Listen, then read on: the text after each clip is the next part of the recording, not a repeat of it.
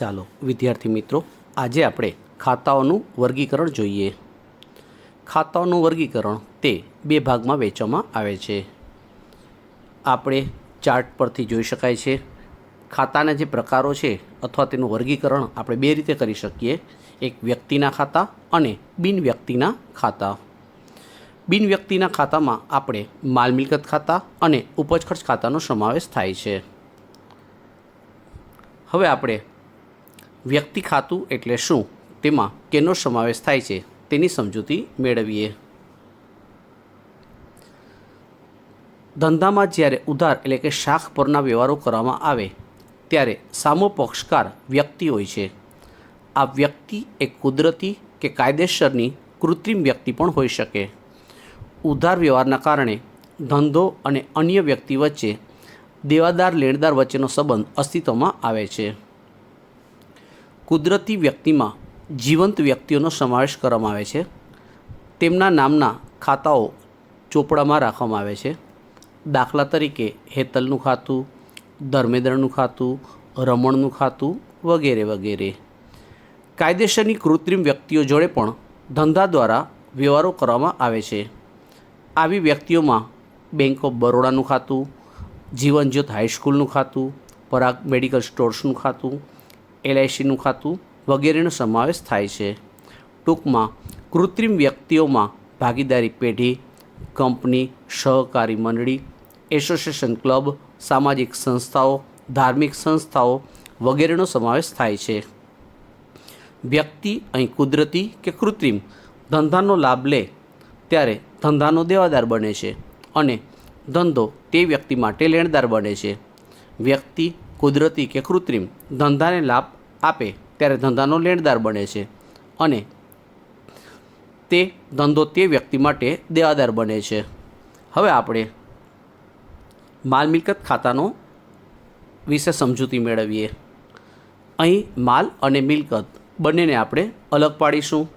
માલના ખાતા: ધંધામાં વેપારી જે ચીજવસ્તુનો વેપાર કરતો હોય તે ચીજવસ્તુ વેપારી માટે માલ ગણાય. માલને લગતા જુદા જુદા પ્રકારના વ્યવહારો કરવામાં આવતા હોય છે. વ્યવહારમાં પ્રકારને ધ્યાનમાં રાખીને માલને લગતા યોગ્ય ખાતા તેની નોંધ કરવામાં આવે છે. જેમાં ખરીદ ખાતું, વેચાણ ખાતું, ખરીદ પરત ખાતું, વેચાણ માલ પરત ખાતું, અંગત વપરાશ માટે લીધેલ માલનું ખાતું, આગમાં નાશ પામેલ માલનું ખાતું, જાહેરાત માટે આપેલ માલનું ખાતું, ધર્મદામાં આપેલ માલનું ખાતું વગેરે. મિલકતના ખાતામાં આપણે જોઈએ તો ધંધા દ્વારા કોઈ પણ દ્રશ્ય કે અદૃશ્ય બાબત અંગે માલિકી હક ધરાવવામાં આવે તેનું નાણાકીય મૂલ્ય હોય તેને મિલકત તરીકે ઓળખવામાં આવે છે. મિલકતોની મદદથી ધંધો થતો હોય છે. ધંધામાં દ્રશ્ય કે અદૃશ્ય મિલકત હોઈ શકે.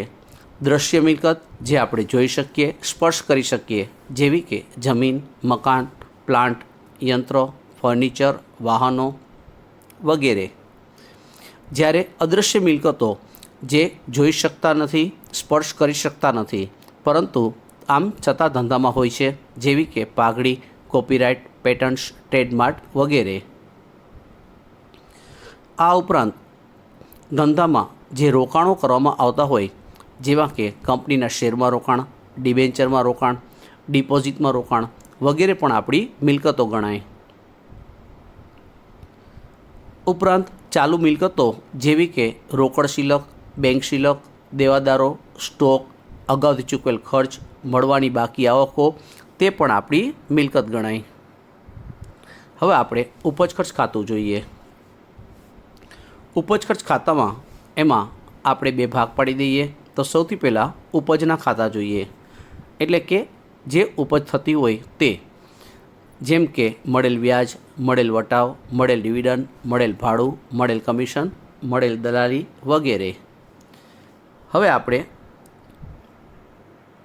ખર્ચના ખાતા જોઈએ તો ખર્ચમાં મજૂરી, ગાડા ભાડું, ટપાલ ખર્ચ, સ્ટેશનરી ખર્ચ, પગાર ખર્ચ, કરવેરા, ઘસારો, આપેલ વટાવ, વીમા પ્રીમિયમ, જાહેરાત ખર્ચ, બેંક ચાર્જીસ વગેરેનો સમાવેશ થાય છે. વિદ્યાર્થી મિત્રો, આમ ખાતાઓ છે તેના મુખ્ય બે પ્રકારો પાડવામાં આવે છે, ખાસ ધ્યાનમાં રાખો, વ્યક્તિ ખાતું અને બિન વ્યક્તિ ખાતા. હવે આપણે એક દાખલાની સમજૂતી મેળવીએ.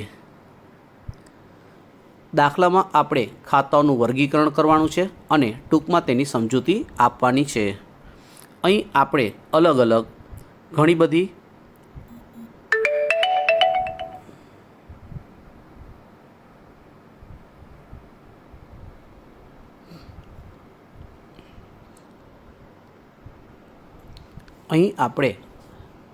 ખાતાઓનું વર્ગીકરણ કરવાનું છે અને તેની ટૂંકમાં સમજૂતી આપવાની છે. તો સૌપ્રથમ આપણે આ જે રકમ આપેલી છે તેનો વ્યવસ્થિત રીતે ચાર્ટ બનાવીએ. હવે આપણે એક પછી એક જે ખાતા છે તેનો પ્રકાર લખતા જાય અને તેની સમજૂતી આપતા જાય. સૌપ્રથમ આપેલું છે નવજીવન કોમર્સ કોલેજ. અહીં વ્યક્તિ ખાતું કહેવાય, કારણ કે જે નવજીવન કોમર્સ કોલેજ છે તે કાયદેસરની કૃત્રિમ વ્યક્તિ છે. ઉપાડ ખાતું છે તે વ્યક્તિ ખાતું કહેવાય, કારણ કે ધંધાનો માલિક ધંધામાં કરેલા ઉપાડની વિગત દર્શાવે છે. રોકડ ખાતું માલ મિલકત ખાતું ગણાય. રોકડ ધંધાની ચાલુ મિલકત છે. ધર્માદા ખાતું આ ઉપજ ખર્ચ ખાતું છે. ધર્માદા ધંધાનો ખર્ચ છે. યંત્ર ખાતું માલ મિલકત ખાતું ગણાય.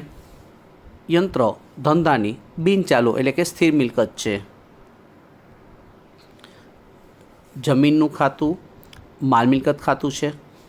જમીન ધંધાની બિનચાલુ એટલે કે સ્થિર મિલકત છે. રાજ મેડિકલ સ્ટોર્સનું ખાતું વ્યક્તિ ખાતું.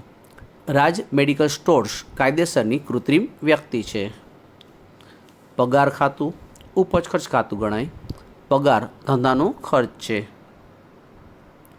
આવક માલ ગાડા ભાડું ખાતું ઉપજ ખર્ચ ખાતું છે. આવક માલ ગાડા ભાડું ધંધાનો ખર્ચ છે.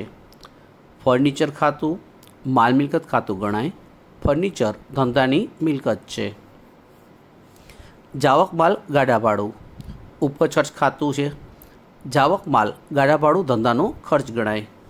સ્ટેશનરી ખર્ચ ઉપજ ખર્ચ ખાતું. સ્ટેશનરી ખર્ચ ધંધાનો ખર્ચ ગણાય. મજૂરી ખાતું ઉપજ ખર્ચ ખાતું છે. મજૂરી ધંધાનો ખર્ચ છે. કોપીરાઇટનું ખાતું માલ મિલકત ખાતું છે. કોપીરાઇટ ધંધાની બિનચાલુ એટલે કે અદૃશ્ય મિલકત છે. મળેલ વ્યાજ ખાતું ઉપજ ખર્ચ ખાતું. મળેલ વ્યાજ ધંધાની ઉપજ છે. યુનિયન બેંકનું ખાતું વ્યક્તિ ખાતું. યુનિયન બેંક કાયદેસરની કૃત્રિમ વ્યક્તિ છે. ચૂકવેલ ભાડા ખાતું ઉપજ ખર્ચ ખાતું. ચૂકવેલ ભાડું ધંધાનો ખર્ચ છે. રિલાયન્સના શેરનું ખાતું માલ મિલકત ખાતું. રિલાયન્સ શેર ધંધાની મિલકત છે. મળેલ વટાવ ખાતું ઉપજ ખર્ચ ખાતું. મળેલ વટાવ ધંધાની ઉપજ છે. અમદાવાદ શાખા ખાતું વ્યક્તિ ખાતું. અમદાવાદ શાખા કાયદેસરની કૃત્રિમ વ્યક્તિ છે. ઘાલખાત ખાતું ઉપજ ખર્ચ ખાતું. ઘાલખાત ધંધાનું નુકસાન છે. કર્ણાવતી ક્લબનું ખાતું વ્યક્તિ ખાતું. કર્ણાવતી ક્લબ કાયદેસરની કૃત્રિમ વ્યક્તિ છે. દેવાદારનું ખાતું વ્યક્તિ ખાતું. શાક પર માલનું વેચાણ કરેલ છે. નમૂના તરીકે વેચેલ માલ ઉપજ ખર્ચ ખાતું. નમૂના તરીકે વેચેલ માલ ધંધાનો ખર્ચ છે. લેણદારનું ખાતું વ્યક્તિ ખાતું. શાક પર માલની ખરીદી કરેલ છે. કારખાના ખર્ચનું ખાતું ઉપજ ખર્ચનું ખાતું. કારખાના ખર્ચ ધંધાનો ખર્ચ છે. નીલમબેનનું ખાતું વ્યક્તિ ખાતું. નીલમબેન કુદરતી વ્યક્તિ છે. ઘસારા ખાતું ઉપજ ખર્ચ ખાતું. ઘસારો ધંધાનો ખર્ચ છે. બિનરોકડ ખર્ચ છે. ગુજરાત સરકારનું ખાતું વ્યક્તિ ખાતું. ગુજરાત સરકાર કાયદેસરની કૃત્રિમ વ્યક્તિ છે. મળેલ બેંક વ્યાજનું ખાતું ઉપજ ખર્ચનું ખાતું. મળેલ બેંક વ્યાજ ધંધાની ઉપજ છે.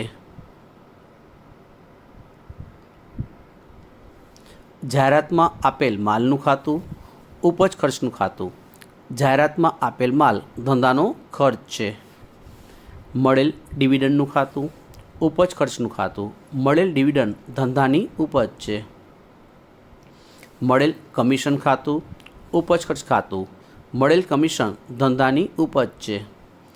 પાઘડી ખાતું, માલ મિલકત ખાતું. પાઘડી ધંધાની બિનચાલુ સ્થિર મિલકત એટલે કે અદૃશ્ય મિલકત છે. આપેલ કમિશનનું ખાતું, ઉપજ ખર્ચનું ખાતું. આપેલ કમિશન ધંધાનો ખર્ચ છે. લેણી હુંડીનું ખાતું, વ્યક્તિ ખાતું. લેણી હુંડી ધંધાનું લેણું છે. મળેલ વટાવનું ખાતું, ઉપજ ખર્ચનું ખાતું. આપેલ વટાવ ધંધાનો ખર્ચ છે. સ્ટોકનું ખાતું, માલ મિલકત ખાતું. સ્ટોક ધંધાની મિલકત છે. મૂડી ખાતું, વ્યક્તિ ખાતું. ધંધાનો માલિક મૂડી આપે છે. ધંધાનો માલિક કુદરતી વ્યક્તિ છે. ખરીદ ખાતું, માલ મિલકત ખાતું. માલની ખરીદી એ ધંધાની મિલકત છે. આમ વિદ્યાર્થી મિત્રો ખાસ ધ્યાનમાં રાખો તો આપણે ખાતાઓના બે પ્રકાર, વ્યક્તિ ખાતું અને બિનવ્યક્તિ ખાતું. બિનવ્યક્તિ ખાતામાં આપણે માલ મિલકત ખાતું છે કે ઉપજ ખર્ચ ખાતું તે લખવાનું છે. આ પ્રકારના દાખલા છે પરીક્ષામાં 4 ગુણના પૂછાઈ શકે. હવે પછીના આપણે વિડીયોમાં બીજો આ જ પ્રકારનો એક દાખલો હજી પ્રેક્ટિસ કરીશું.